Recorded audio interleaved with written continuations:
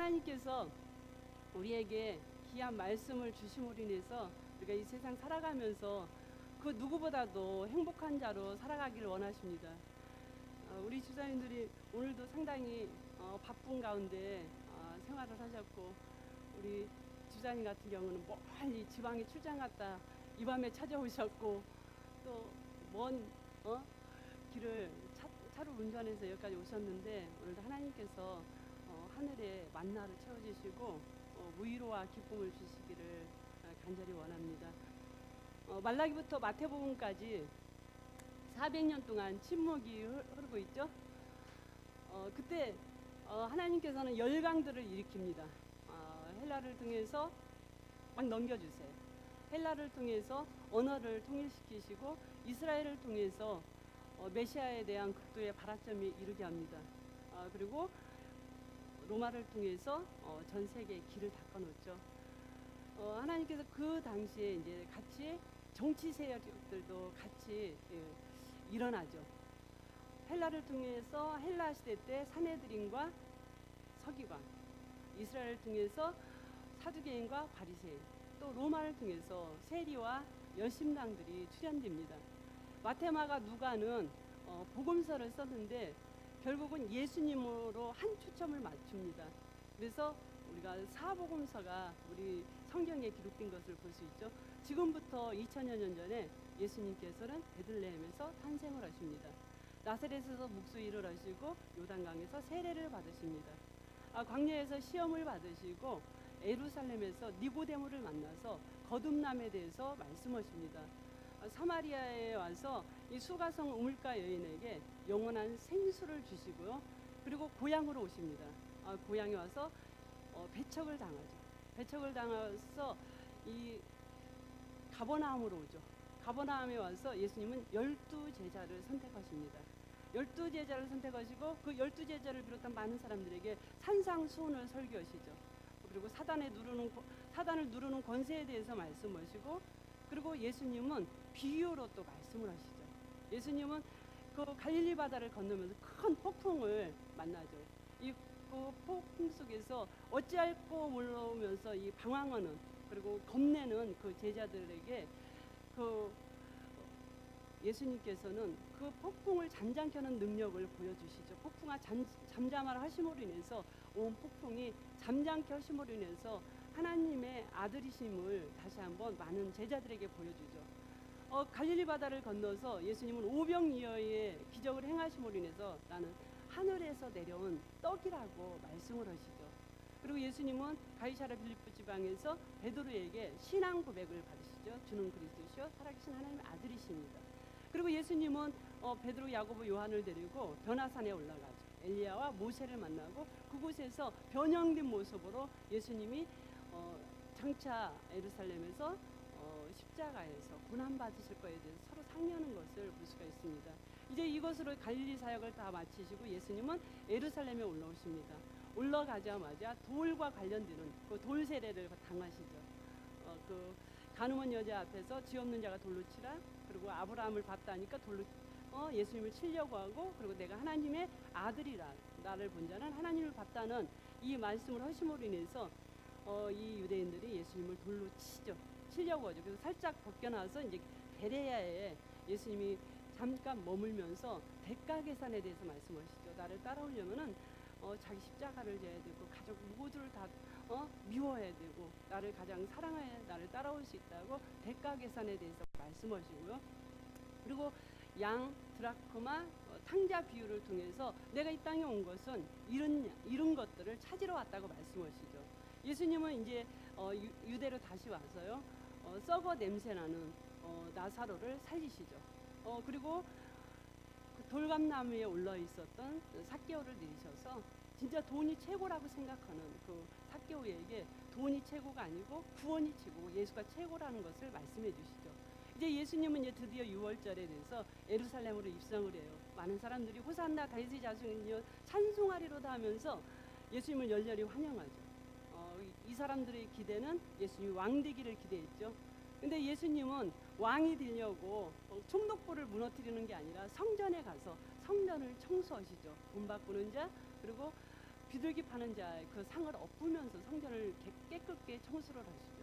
그리고 예수님은 그 예수님의 제자들을 다 모아서 최후의 만찬을 행하세요. 그리고 떡과 포도주를 나눠주시면서 이 떡은 내 살이고 이 포도주는 내 피라고 그러면서 예수님이 장차 십자가에 못 박혀 죽으실 것을 말씀하십니다. 예수님은 겟세마네 동산에 올라가셔서 땀방울이 핏방울이 되도록 간절하게 기도를 하죠. 이 잔을 내가 피하가기를 원합니다. 그렇지만 내 뜻대로 마시고 아버지 뜻대로 되기를 원합니다라고 예수님은 간절히 기도하시고 예수님의 제자 유다의 배반을 통해서 예수님은 잡히게 됩니다. 그래서 6번의 재판을 받죠. 재판을 받는데 무지하다는 걸 알면서도 예수님은 십자가를 질 수밖에 없는 그런 그 처형을 선고를 받죠. 그때 예수님의 수제자라고 했었던 베드로도 그 작은 여자 종 앞에서 예수님을 모른다고 맹세까지 하면서 부인을 당하고 모든 세상 사람들로 인해서 버림받고 예수님은 잔인하게 십자가에 못 박혀 돌아가십니다.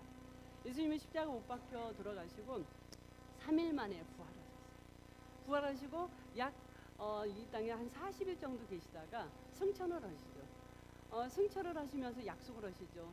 내가 본 그대로 내려온다. 그리고 내가 너에게 약속한 성령을 보내주신다. 그 성령을 보내주실 때까지 예루살렘을 떠나지 말라고 말씀하시죠.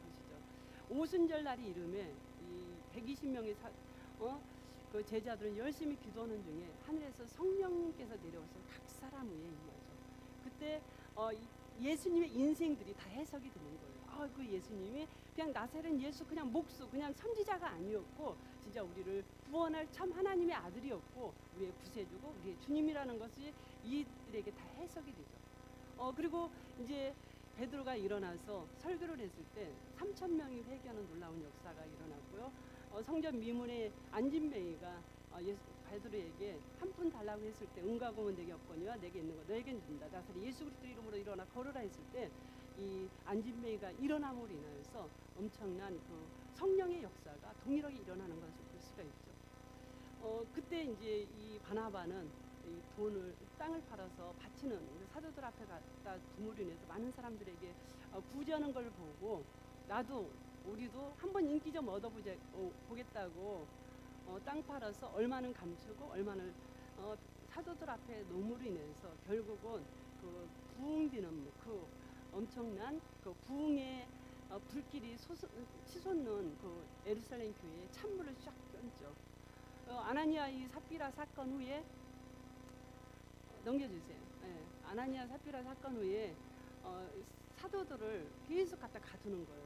예수를 죽였는데 그 예수님의 제자들이 동일하게 예수가 구세주라고 말을 하니까 그 서기관들, 바리새인들, 그 사두개인들이 종교 지도자들이 또 이제 예수님의 제자들을 가두죠. 그때마다 천사들이 적극적으로 열어줌으로 인해서 또 다시 감옥에다 갇혀 놓으면은 또 밖에 나가서 또 전도하는 그런 모습을 볼 수가 있어요. 많은 그 돈들이 들어오고 헌금들이 들어오고 또 그 헌금을 통해서 또 구제하고 선교하고 그러면서 이제 그 성금을 나눠주는 가운데 그 헌금으로 인하여 돈 쓰는 일로 인해서 상당히 사도들이 많은 이제 에너지를 낭비하게 되고 또 그 부분에 대해서 적지 않은 그런 어떤 섭섭함들이 나타나면서 이 사도들이 기도와 말씀에 전부해야 되겠다 이런 생각을 하고 이제 7명의 집사님을 뽑아요.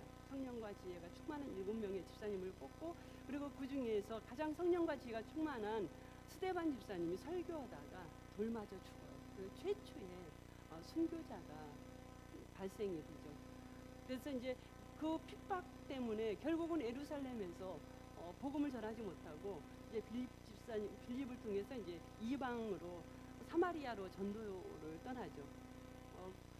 이리오피아 간다게 왕의 국고성을 맡은 그 내시를 병거 타고 가는 그 내시에게 그 이사야 성경을 읽고 가는 아무 뜻 없이 읽어가는 그 사람들에게 빌립이 찾아가서 그에게 그 구약에 예언했던 그분이 예수 그리스도라고 이제 설명을 해줌으로 인해서 그 내시가 예수님을 영접하고 또 세례를 받죠. 그리고 이제 예루살렘에서 시작된 이 복음이 이제 사마리아에 퍼지기 시작해요. 그리고 이제 사도행전 9장에 가면은 스데반을 죽였던 바울이 회심을 하죠. 다메섹 도상에서 빛이 비침으로 인해서 예수 그리스도를 만나죠.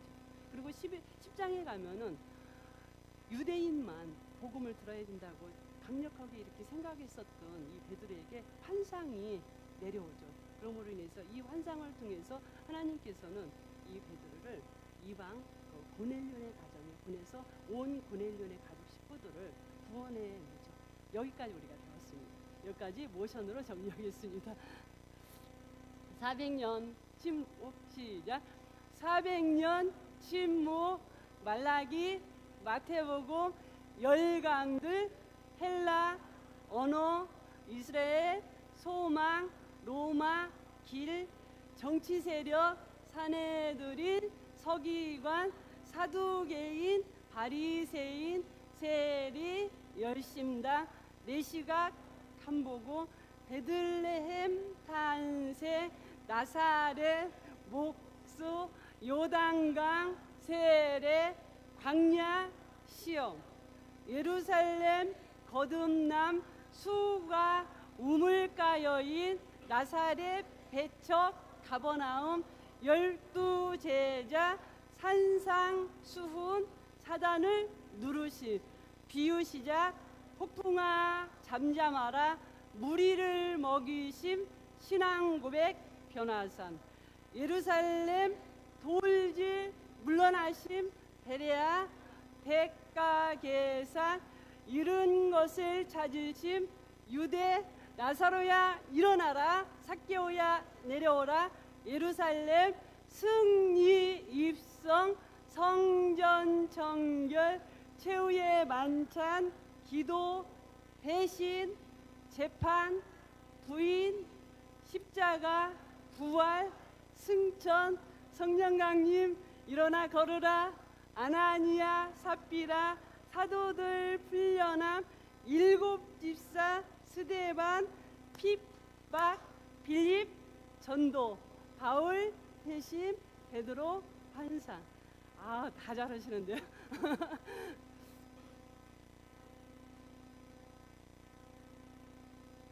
근데 여기 왜 꺼졌죠?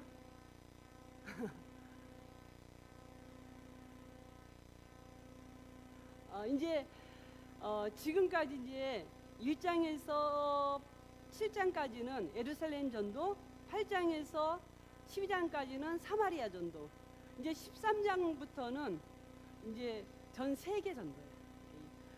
그래서 이거는 아마 없을 거예요. 그냥 참고로 하세요.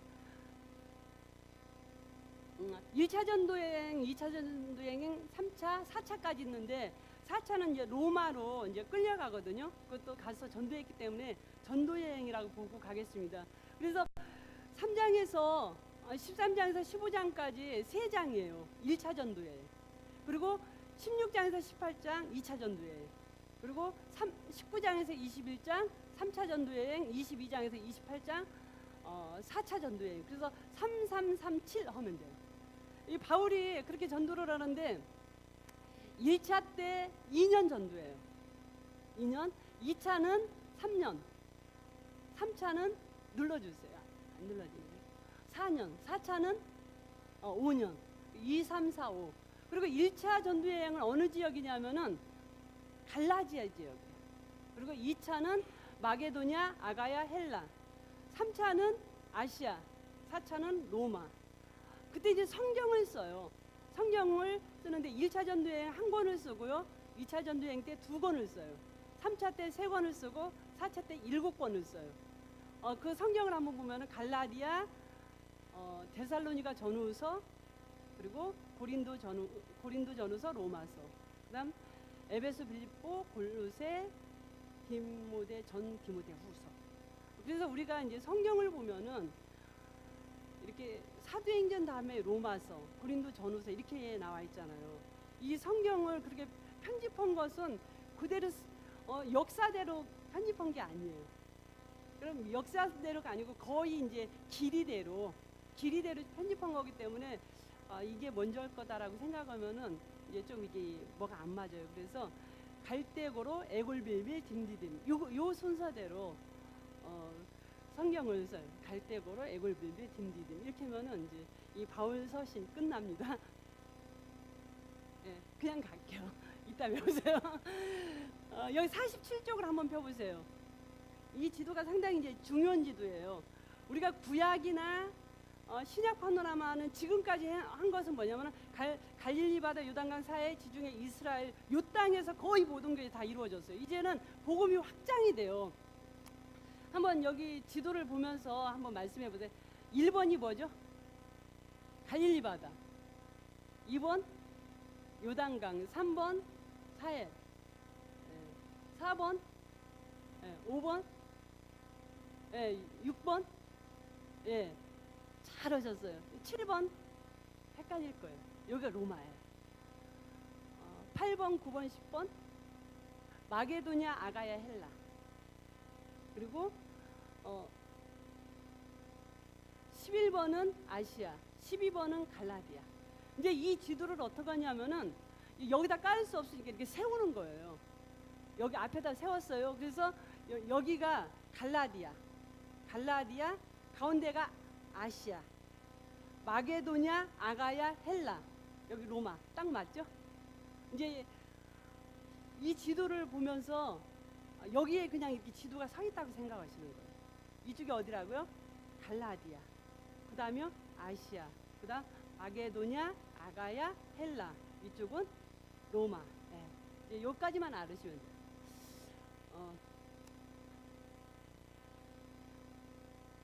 사도 바울이 이제 전도 여행을 시작해요. 1차 전도 여행을 어디로 가냐면은 갈까 말까 하다가 갈라디아로 가요. 갈라디아에서 1차 전도 여행이 몇 년이냐면은 2년이라고 그랬어요.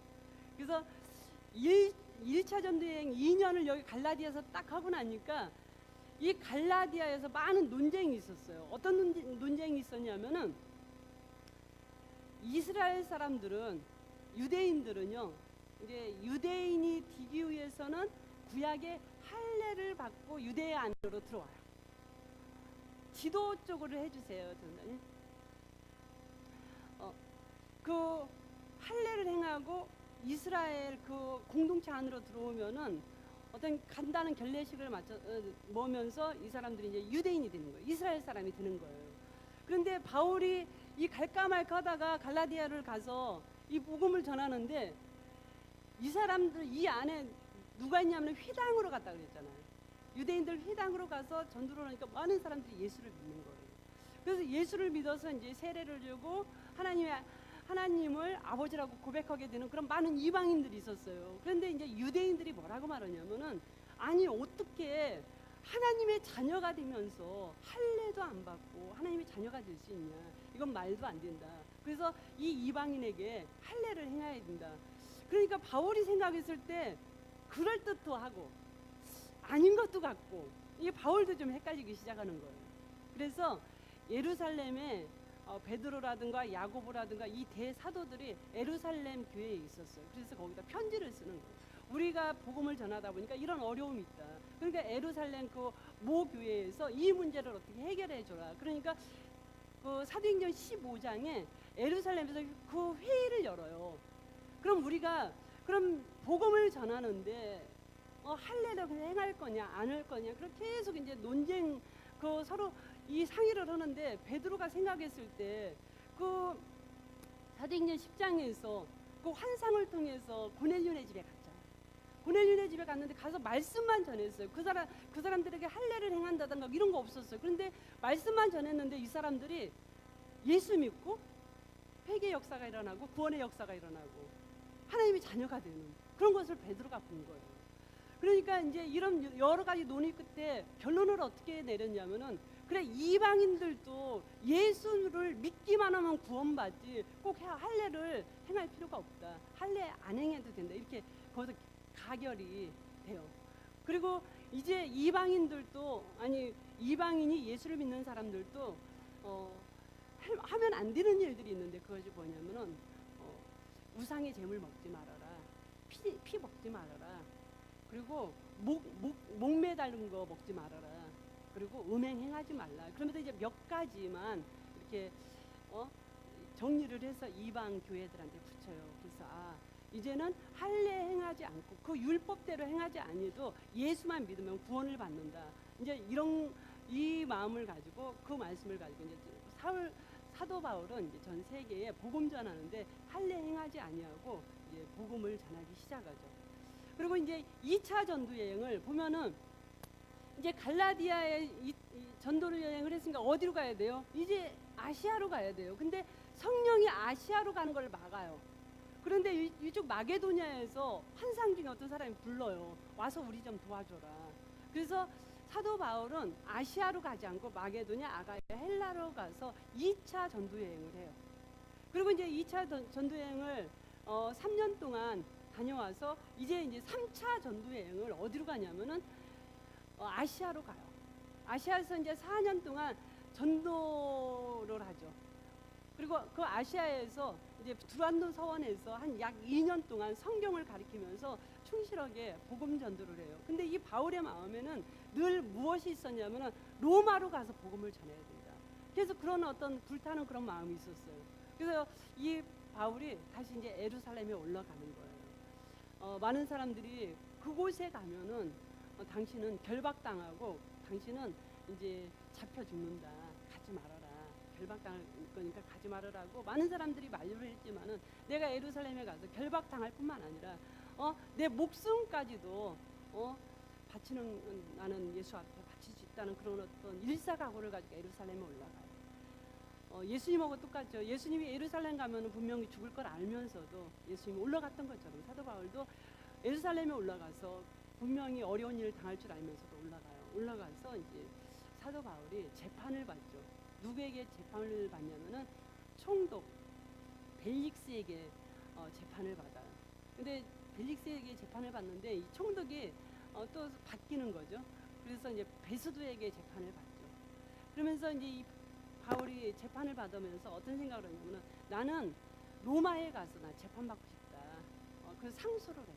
나는 로마 가이사에게 가서 난 재판받겠다. 그래서 결국은 이제 아그리파 왕까지 이제 재판을 하고 결국 무죄하지만은 상수했기 때문에 이 배를 태워가지고 로마로 보내요.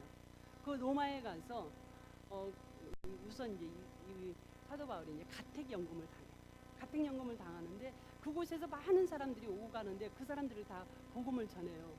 그리고 이제 잠깐 풀려났는데 또 다시 로마에 엄청난 핍박이 오기 시작해요. 네로가 이렇게 말해서 평소에 이놈의 꾸질꾸질한 이 로마 도시 싹 불태웠으면 좋겠네. 깨끗이 불태우고 다시 정비했으면 좋겠다라는 이런 말을 늘 입버릇처럼 했었어요. 근데 어느 날 갑자기 로마에 대화재가 일어났어요. 대화재가 일어나니까 많은 사람들이 때로는 엄마를 잃고 아빠를 잃고 자녀를 잃고 이런 많은 사람들이 날마다 네로가 이 꾸질꾸질한 로마시 다 태워버렸으면 좋겠다고 그러더니 네로가 태웠구나. 그러면서 이 네로에 대한 엄청난 그 원성을 사죠. 네로가 원성을 사죠. 그러니까 이 네로가 자기가 싹 그걸 피하기 위해서 이 로마의 대화제는 그리스도인 예수쟁이들이 불을 냈다 해서 이 예수를 믿는 사람들을 잡아들이기 시작하고 그때 짐승의 밥이 되게 하고 십자가에 단두대에 못 박혀 죽고 단두대에 목 잘려 죽는 그런 엄청난 대핍박이 일어나죠. 그때 사도 바울은 잠깐 풀려났다가 그가 이제 로마 시민이기 때문에 십자가 처형은 받지 않고 단두대에서 목 잘려 죽어요. 그리고 나서 교회는 그거로 끝났냐면은 점점 확산돼서 전 세계로 복음이 확산되죠. 여기까지가 사도행전 전체입니다. 1차 전도여행부터 가겠습니다. 1차 쉬워요. 이거는 1차 전도여행 이렇게 두 발로 걸어가는 거예요. 다시 1차 전도여행 그죠? 1차 전도여행 2년 갈라디아 예루살렘 공회 율법 아니요. 2차 전도여행 3년 마게도냐 아가야 헬라 3차 전도여행 4년 아시아 재판 벨트를 만지세요. 벨릭스 배를 만지세요. 베스도 아그리파 아그리빠는 왕이에요. 아그리빠. 1차 투옥 석방, 2차 투옥 확장. 예. 쉽다고더니 어렵죠. 다시요. 1차 전도여행 2년 갈라디아 예루살렘 공회 율법 아니요.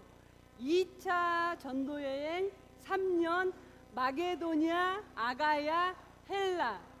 3차 전도여행 4년 아시아. 재판 벨릭스 베스도 아그리빠. 1차 투옥 석방, 2차 투옥 확장. 다시요. 좀 어려워요? 아까까진 다 외웠는데 이거부터는 안 외워지죠. 다시. 1차 전도여행 2년 갈라디아 예루살렘 공회 율법 아니요. 2차 전도여행 3년 마게도냐 아가야 헬라. 3차 전도여행 4년 아시아. 재판 벨릭스 베스도 아그리빠. 1차 투옥 석방, 2차 투옥 확장. 네, 두 분씩 짝지어서 한번 해보세요. 그리고 빨리 써주세요.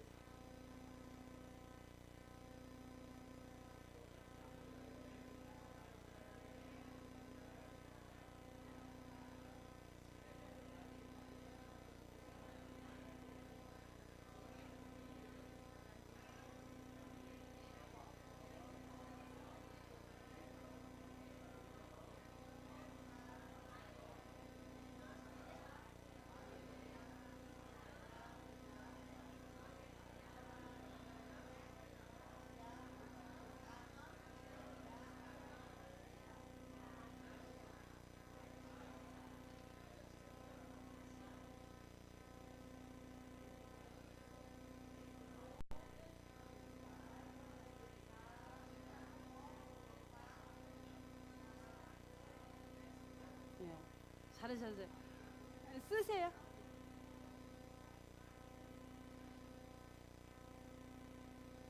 이거를 너무 일찌감치 다 보여주셨네. 네, 쓰셨으면 다시 한번 해볼까요? 안 썼어요? 빨리 써주세요. 생각하시면서 쓰면은 쉬워요.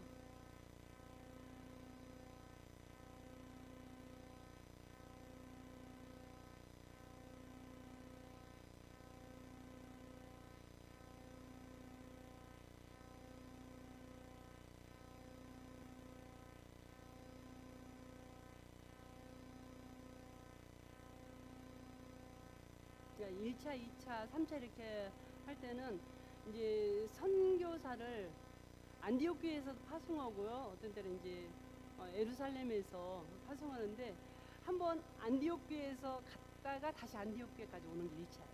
아니면 예루살렘에서 떠나서 다시 예루살렘으로 오는 게 1차예요. 그래서 한 번 갔다 오는 걸 2차, 두 번 갔다 오는 걸 2차, 한 번, 세 번 갔다 오는 걸 3차. 4차에 가서는 그냥 죽었죠. 오지 못하고.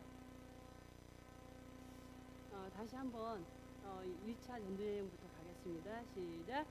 1차 전도여행 2년 갈라디아 예루살렘 공회 율법 아니요. 2차 전도여행 3년 마게도냐 아가야 헬라. 3차 전도여행 4년 아시아. 재판 벨릭스 베스도 아그리빠. 1차 투옥 석방, 2차 투옥 확장. 네, 이제 부지런히 가겠습니다. 이거는 책에 있는 거니까 참고하시면 되고요. 여기서 우리가 갈대고로 애골빌밀 딤디딤 하면은 바울의 13권의 서신서를 다 우리가 잡을 수 있습니다.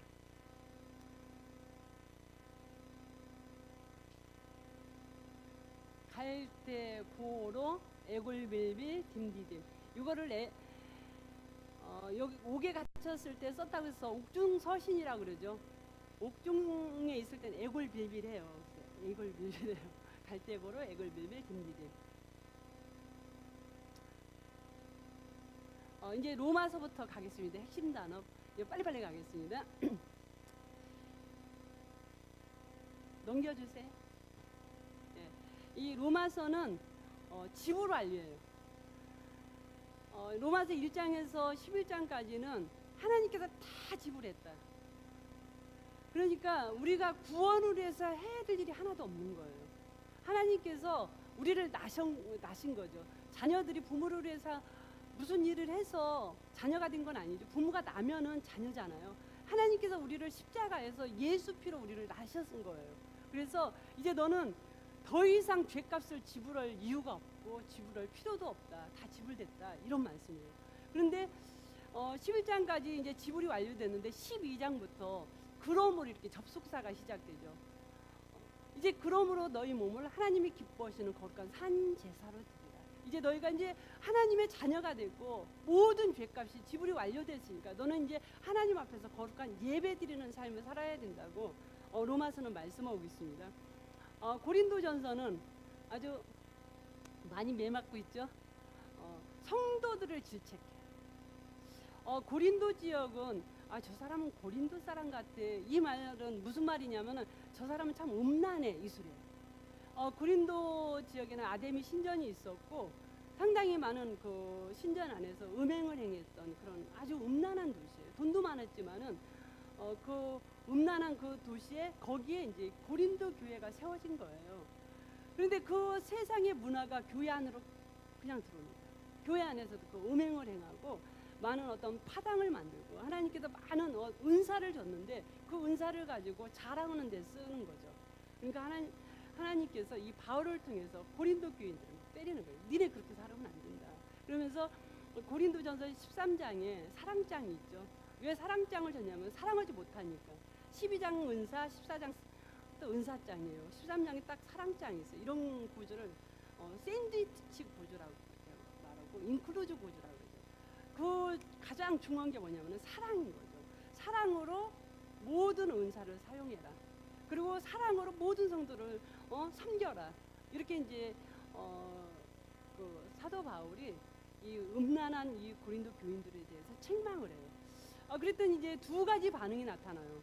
그래, 우리가 예수를 믿는다고 하면서 너무 잘못했어. 우리가 회개를 해야 돼. 이런 부류가 나타나고요. 또 한 부류는 이렇게 말을 해요. 아니 자기가 뭔데, 지가 뭔데 우리에게 콩나라 판나라 해. 이러면서 이 사도 바울에 대해서 공격을 해요. 뭐라고 공격했냐면은 이 사도라는 사람들은 예수님의 직접 뽑은 제자들이 사도들이에요. 그래서 사도들이 어떤 조건이 있었어요. 예수님의 십자가를 목격하고 예수님의 부활을 목격한 사람들, 예수님의 제자 중에서 이 사람들이 사도예요. 그런데 사도 바울은 예수님의 직접 제자도 아니고 예수님을 핍박했었던 사람이고, 그런데 어느 날 갑자기 사도라고 빵 뜬 거예요. 실상은 사도 바울은 예수님이 직접 담에색 도상에서 뽑은 사도죠. 그런데 이 사람들이, 이 고린도 사람들이 사도에 대한 그 정체성에 대해서 부쩍 흔드는 거예요. 네가 무슨 놈의 사도야?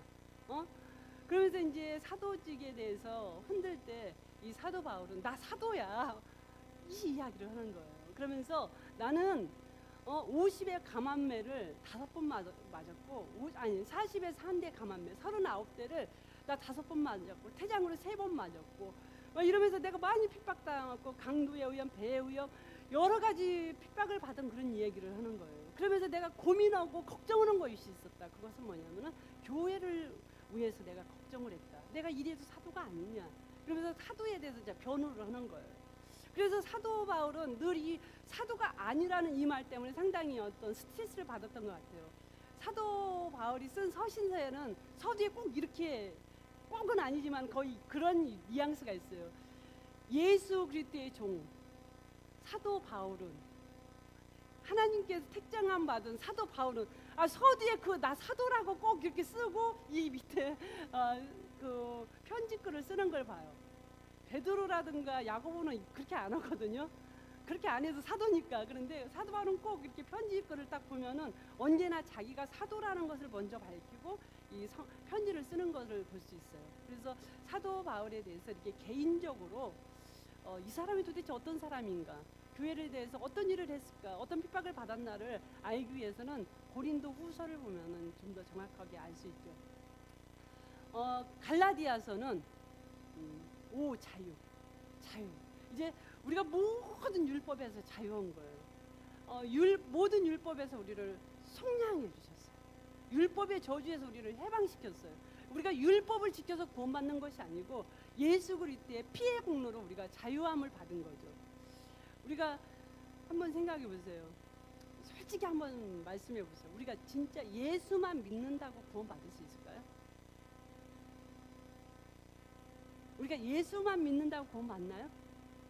최소한도 예수를 믿어도 예배는 잘 드려야 되고 봉사는 좀 해야 되고 그래도 11주 정도는 해야 구원받는 거 아니에요? 아니에요? 잘 배우셨습니다. 예수만 믿으면 구원받아요. 예수만 믿으면 아무것도 안 해도 예수만 믿으면 구원받아요.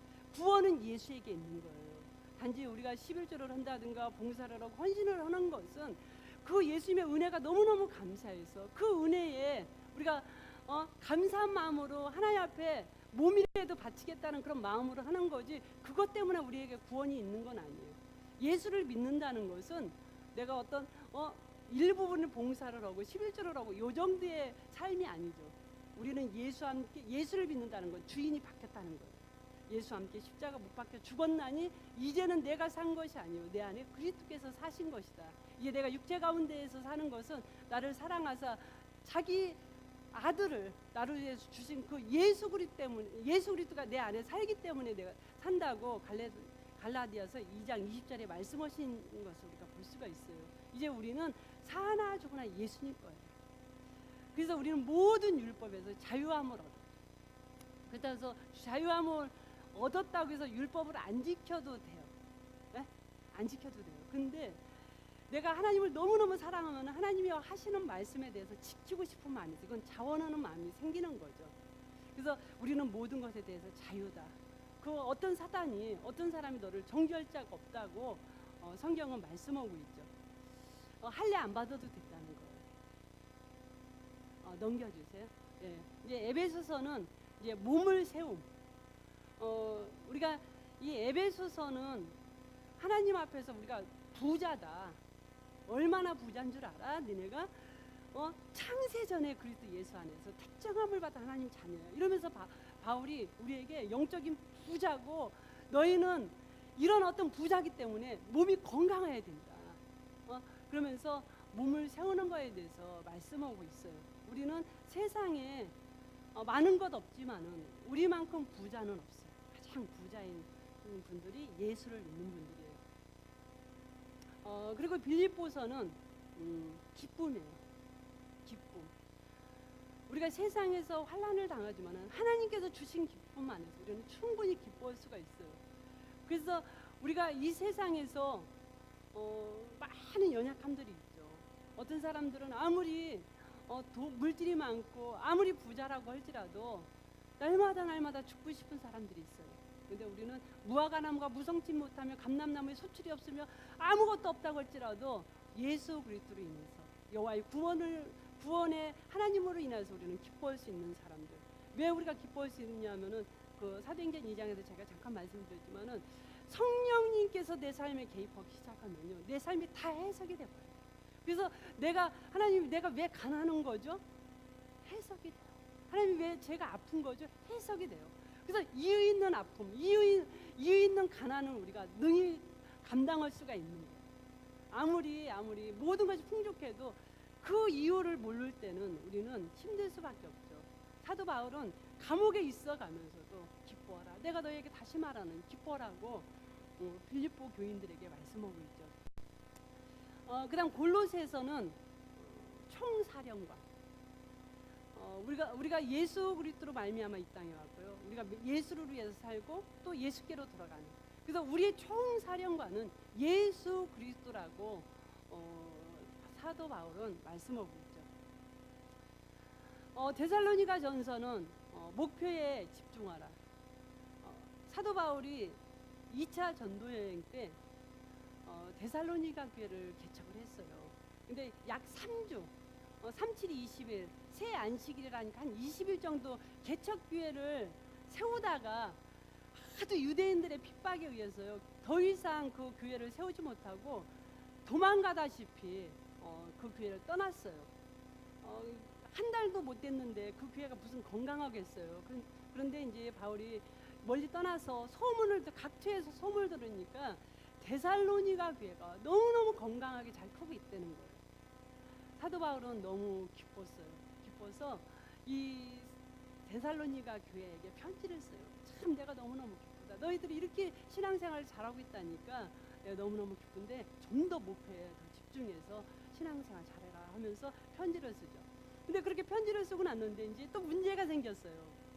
무슨 문제냐면은 너무 잘 믿어요. 그 신앙생활을 너무 잘해.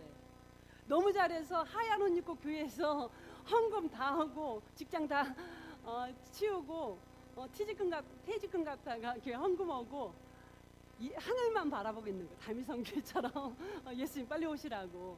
그래서 사도 바울이 다시 편지를 쓰는 거예요. 그래, 예수님이 오시지만은 기다릴 동안, 예수님 오시는 동안 너희는 일을 해야 된다.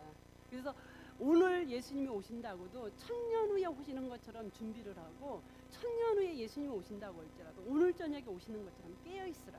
이러면서 그 사도 바울은 다시 편지를 쓰죠. 그래서 이 데살로니가 후서에 이러기 싫은 자는 먹지도 말게 하라 이렇게 말씀하고 있어요. 우리가 예수님이 오신다고 할지라도 우리는 이 땅을 살을 때 최선을 다해서 사는 삶이 크리스찬의 삶입니다. 디모데전서는 지도자 지침이에요. 디모데에게 쓴 편지인데 지도자는 이렇게 살아야 된다. 우선 남을 가르쳐야 된다. 남을 하나님의 말씀을 잘 가르쳐야 되고 지도자는 너를 가르쳐야 된다. 지도자가 자칫 잘못하면은 남을 가르치면서 내 자신을 못 가르칠 때 많은데 남을 가르치고 너를 가르쳐라. 이것이 바로 지도자가 해야 될 일이다. 그러면서 지도자 지침을 말씀하고 있습니다. 디모데후서는 전투 지침이에요.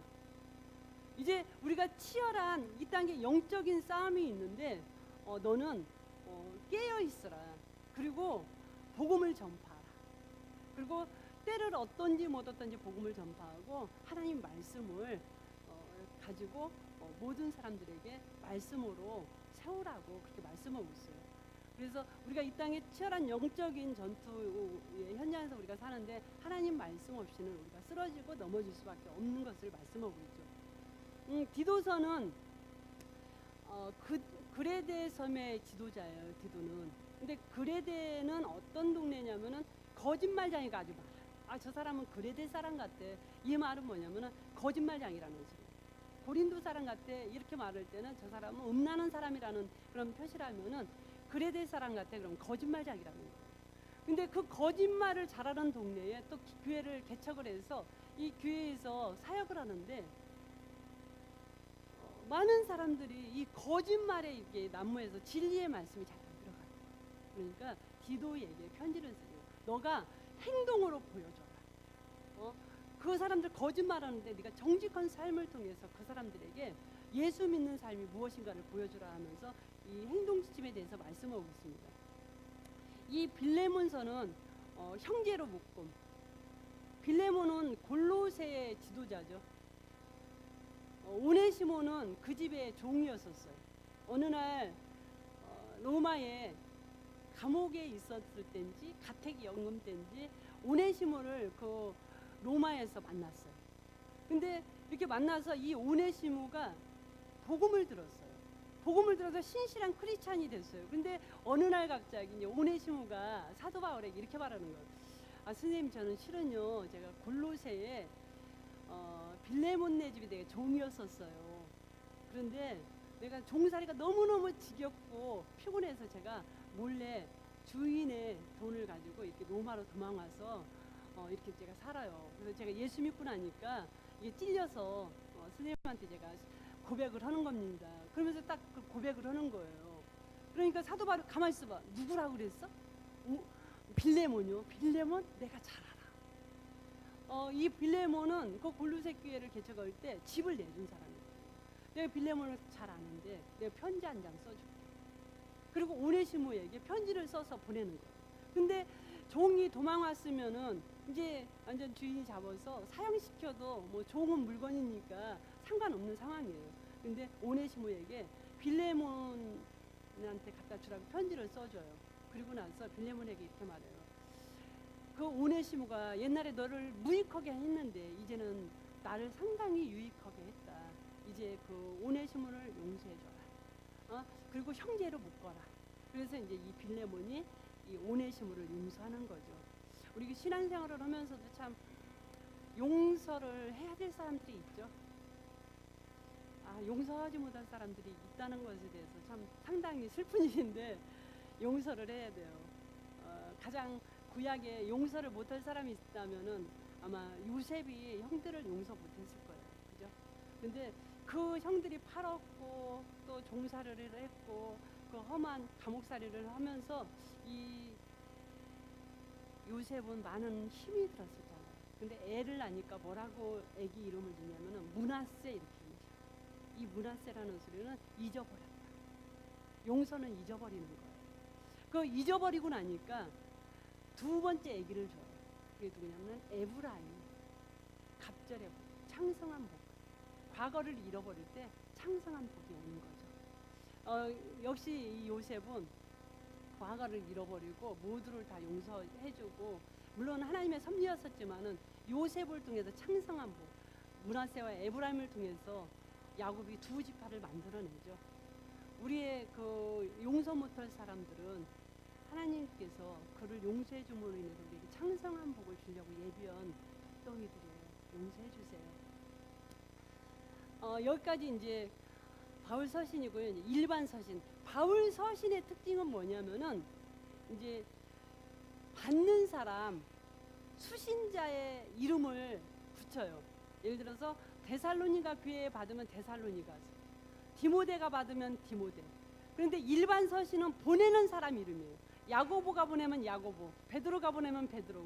근데 히브리서는 이제 작자가 미상이라서 누가 보낸지는 모르겠어요. 히브리서부터 가겠습니다. 히브리서는 뭐냐면은 우유에서 고기로, 우유만 먹지 말고 고기 먹으라는 거예요. 그래서 이 히브리서는 히브리어면 유대인들이 히브리인이죠. 이 사람들이 열심히 유대교를 믿었다가 예수님을 믿었어요. 예수님을 믿다 보니까 너무 많은 핍박이 와요. 그러니까 다시 유대교로 넘어가요. 그러니까 어떤 작가가 성경을 쓰는 이 히브리서를 쓴 분이 더 이상 그런 핍박 때문에 유대교를 가지 말아라. 예수님은 모세보다 더 우월한 선지자다. 구약의 어떤 제사보다도 훌륭한 제물이었다. 그러면서 계속 구약과 예수님을 비교하면서 편지를 써요. 그래서 이제 너희들이 우유만 먹지 말고 딱딱한 고기도 먹어야 된다. 이렇게 말씀하고 있죠. 이 그림 문제가 있나요? 애기가 우유 먹는 건 전혀 문제가 없죠. 이 그림 어때요? 나이 많이 먹었는데 우유 먹고 있어요. 이건 뭐냐면은 교회 안에서 진짜 달콤한 말씀, 좀 책망인 말씀, 좀 커야 될 그런 고기를 못 먹는 그런 어린아이 신자를 말하죠. 이제 우리가 커서 이제 장성한 분량의 신앙인이 되라고 히브리 기자는 말씀하고 있죠. 야고보서는 뭐냐면 믿음의 척도예요. 행함이 없는 믿음은 죽음 믿음이라고 그렇게 말씀하고 계시죠. 우리가 야고보서하고 로마서하고 상당히 혼선을 빚어요. 왜냐면은 로마서는 뭐라고 말씀하시냐면 너희들 아무 일을 행하지 않아도 돼. 예수님께서 다 너희들을 구원해 줬어. 근데 야고보서는 행함이 없는 믿음은 죽은 믿음이다. 이렇게 말씀하고 있어요. 그렇지만은 둘 다 같은 맥락이에요. 바울은 그 로마서를 통해서 너희가 복음을 받아들여라 이런 말씀이고, 야고보서는 너희가 예수를 믿으면 드러내라. 그리고 바울은 믿음의 뿌리를 말한다. 믿음의 뿌리는 예수 그리스도다. 너희의 어떤 공로가 아니고 예수님이다. 그리고 이제 야고보서는 우리의 그 믿음의 열매를 말하는 거예요. 뿌리가 예수님이면은 열매도 예수님으로 나타난다는 것을 말한 거고요. 바울은 건물의 기초를 말을 했다면은 야고보는 건물의 구조물을 말하죠.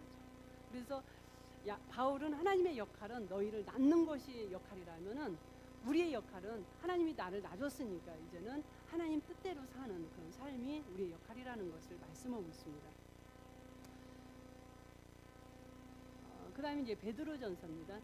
베드로전서에는 이제 목적 있는 고난, 계속 이 초대교회가 핍박을 받아요. 다 핍박과 이 고난에는 목적이 있는 거예요. 우리 이 땅에 살아가면서 많은 어려움을 당하고 사업의 어려움도 당하고 때로는 육신의 연약함 때문에 어려움 당하고 관계의 어려움을 당해요. 다 목적이 있다는 거예요.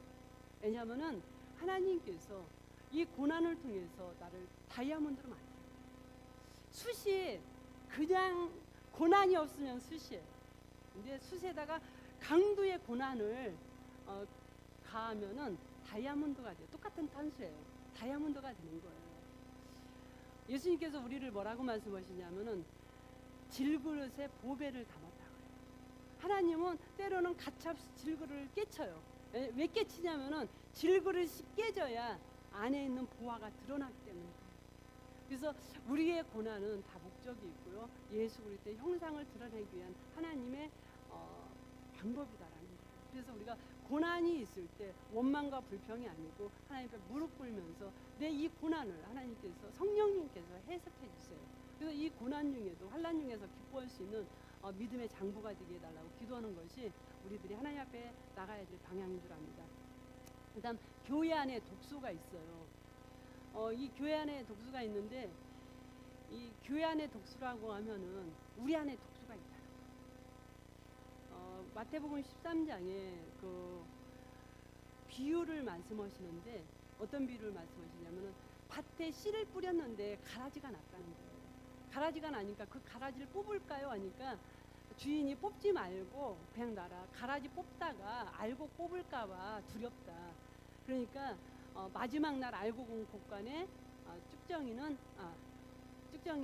불에 바람에 날린다고 그렇게 말씀하세요. 여러분 그런 거 있잖아요. 평생 내가 예수를 믿는데 이 문제는 해결이 안 돼요. 이 문제 혹시 있으세요? 이 문제는 내가 울고불고 해도 해결 안 되는 문제들이 있어요. 내가 힘으로도 안 되고 눈으로도 안 되고 그래서 하나님 앞에 그것 때문에 날마다 우는 그런 문제가 있어요. 그런데 그 문제를 딱 들쳐서 내서 기도를 하려면요 너무 속상해서 기도가 안 돼. 그 문제 때문에 딴 기도도 못해. 그럴 때 그냥 놔두세요. 그 독수는 그렇게 자꾸 이렇게 들쳐서 딴 기도도 방해할 필요 없고요. 그냥 놔두고 어떻게 하냐면 알곡을 키우면 돼요. 알곡을 키우면은 그 가라지가요 시들시들해져요. 그건 어쩌면은 사도 바울에게 가시가 있었던 것처럼 내 평생에 나와 함께 가야 될지도 모르겠어요. 우리가 광야에 갔을 때는 아무것도 없잖아요. 어쩌면은 그것이 가시가 내 안에 있다는 것을 보면서 그것이 어쩌면 내 인생의 광야일 수도 있어요. 내 현주소를 그 광야 가서 확인하고 나는 이렇게 연약한 하나님 앞에 구원받기에 참 합당치 못한 참 죄인이다라는 것을 한 번씩 확인하고 하나님 앞에 감사하는 그런 기도로 나아갔으면 좋겠어요. 그리고 그 가시는 자꾸 들춰내지 마시고 그냥 덮어놓고 그냥 알곡을 많이 키우시면은 이 독수가 활동하지 못할 거예요. 근데 그 독수만 자꾸 생각하고 자꾸 묵상하다 보면 이 독수만 커져요. 그래서 우리가 진짜 키워야 될 알곡을 키울 수가 없어요. 평생 쫓아다닐 거예요. 그 다음에는 요한일서는 뭐냐면은 교제의 척도예요. 사랑하는 자들아 우리가 서로 사랑하자. 사랑은 하나님께 속한 것입니다. 사랑하는 자마다 하나님을 알고 하나님을 사랑하는 자는 하나님을 안다는 거예요. 그러니까 우리가 하나님을 사랑하냐? 그렇다면은 네 이웃을 사랑하는 데 힘쓰라고 그렇게 말씀하고 있어요. 그리고 요한일서는 문을 닫으라. 문을 잠궈버려라. 이렇게 말해요. 이 문을 잠그라는 소리는 뭐냐면은 이단들이 호시탐탐 노리잖아요. 우리 영혼을 빼앗아 가려고 그랬을 때 이단에 대해서 문을 딱 잠가버리라는 거예요. 삼손은 문을 열으래요. 아까는 문을 딱 잠그라 그러더니 이제 예수 그리스도를 믿는 하나님의 그 형제들을 만났을 때 문을 활짝 열어서 마음껏 환영하고 마음껏 위로하고 마음껏 격려하는 거죠. 가이오라는 장로님이 늘 이렇게 전도인들을 봤을 때 늘 영접했고 여비를 주고 그들을 선대했다는 그런 소문을 듣고 나서 가이오 장로님에게 요한은 편지를 쓰죠. 사랑하는 자야, 내 영혼이 잘된 것 같지. 네가 범사에 잘되고 강건하길 내가 강구한다. 네 행위를 안다. 그러면서 칭찬을 하죠. 그리고 유다서는 믿음을 위해 싸우라. 어떤 때는 문장그라고, 어떤 때는 싸우라고 그러고, 어떤 때는 자라나라고 그러고. 이단에 대해서 견해는요 사도마다 좀 틀려요. 이 유다는 그 이단을 만났을 땐 싸워라. 어떤 사람이 싸울까요? 내가 이게 자신 있으면 싸우는 거예요. 요한은 뭐라 그러냐면은 피해라. 절대로 말 섞지도 말아라. 그리고 베드로는 이단을 만나면은 네가 자라가라. 말씀으로 자라가면 네가 이길 수 있다. 이렇게 말씀하고 있어요. 그리고 이제 요한계시록은 다가오는 사건들에 대해서 말씀하고 있어요. 하나님께서 신실하게 창세기부터 말씀하신 것이 이제 계시록에 이루어지죠. 종말이 창조를 앞선다는 말씀이 있어요. 창세기에 보면은 빛이 있고 어둠이 있어요. 계시록에 가면은 어둠은 사라지고 빛만 있는 천국. 그 창세기에 가면은 바다도 있고 하늘도 있어요. 그런데 이 바다는 막 용이 나오고 좀 약간 저주를 상징을 해요. 그런데 거기는 다시 바다가 없고, 창세기에는 생명나무가 있었고 선악을 알게 하는 나무가 있었어요. 그런데 그 계시록에는 생명과만 있고, 그래서 이 창세기에 없어야 될 것들이 많이 있는데 그 없어야 될 것 없고, 이제 계시록에는 새 하늘과 새 땅에는 영원한 우리의 안식처에는 그 하나님께서 의도하신 대로 다가오는 그 영생의 천국에는 아름다운 것만 있다는 것을 말씀하고 있습니다. 우리가 그 나라를 위해서, 그 나라를 향해서 오늘도 가고 있는데 장차 우리가 가는 그 나라지만은 오늘도 그 나라를 살기를 하나님께서 허락하십니다. 예수 그리스도께서 우리에게 성령을 부어주심으로 해서 날마다 세상에서 환난 많이 당하지만 우리 내면에서 날마다 이 천국을 누릴 수 있도록 우리에게 말씀과 성령과 또 기도거를 우리에게 주셨는데, 항상 기뻐하고 쉬지 말고 기도하고 범사에 감사하는 것이 우리가 천국을 누리는 일방편 중에 하나인 줄 압니다. 그래서 우리가 날마다 하나님의 말씀으로 우리가 천국을 누렸으면 좋겠습니다. 우리가 성경을 읽음으로 얻는 7가지가 있어요. 그래서 성경은 나를 죄로부터 떠나도록 도와줘요. 그리고 성경은 나의 짐을 가볍게 해요. 난 짐이 너무 커요. 그러면 성경 읽으면 아주 가벼워져요. 그리고 성경은 나의 걸음을 인도해주고요. 성경은 나에게 기쁨 주고, 성경은 나를 지혜로 인도해주고, 성경은 나에게 평안을 줘요. 그리고 성경은 나를 하나님께로 돌아오게 하거든요. 그래서 우리가 파노라마 한번 했다 이거로 맞추는 것이 아니고, 파노라마를 통해서 우리가 성경을 좀 가까이 했으면 좋겠어요. 그래서 그 누구도 우리의 그 삶의 방해자로 나에게 왔을 때 말씀으로 다 물리칠 수 있는 그런 영적인 다 거부들이 다 됐으면 좋겠습니다. 400년 침묵부터 한번 하고 마치겠습니다. 제가 시간을 칼같이 시작해서 칼같이 끝나는 사람인데 오늘은 한 3분 늦겠습니다. 400년 침묵 시작. 400년 침묵, 말라기, 마태복음, 열강들, 헬라, 언어, 이스라엘, 소망, 로마, 길, 정치 세력, 사내들인, 서기관, 사두개인, 바리새인, 세리, 열심당, 내시각, 한복음, 베들레헴, 탄생, 나사렛, 목수, 요단강, 세례, 광야, 시험, 예루살렘, 거듭남, 수가, 우물가 여인, 나사렛, 배척, 가버나움, 12 제자, 산상수훈 사단을 누르시 비유시작 폭풍아 잠잠하라 무리를 먹이심 신앙고백 변화사 예루살렘 돌질 물러나심 베레아 대가계산 잃은 것을 찾으심 유대 나사로야 일어나라 삭개오야 내려오라 예루살렘 승리 입성 성전 청결 최후의 만찬 기도 배신 재판 부인 십자가 부활 승천 성령 강림 일어나 걸으라 아나니아 삽비라 사도들 풀려남 일곱 집사 스데반 피바 빌립 전도 바울 회심 베드로 환상 1차 전도여행 2년 갈라디아 예루살렘 공회 율법 아니요 2차 전도여행 3년 마게도냐 아가야 헬라 3차 전도여행 4년 아시아 재판 벨릭스 베스도 아그리파 1차 투옥 석방 2차 투옥 학자 주기도문으로 마치겠습니다. 하늘에 계신 우리 아버지여 이름이 거룩히 여김을 받으시오며 나라 임하옵시며 뜻이 하늘에서 이룬 것 같이 땅에서도 이루어지이다.